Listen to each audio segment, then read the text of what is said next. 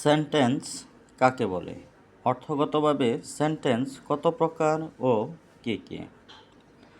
Sentence কতগুলো word বা শব্দ পাশাপাশি বসে যদি মনের ভাব সম্পূর্ণরূপে প্রকাশ করে তাকে সেন্টেন্স বা বাক্য বলে। যেমন মারুফ ইজ এ টিচার। প্রকারভেদ অর্থগতভাবে সেন্টেন্স 5 প্রকার।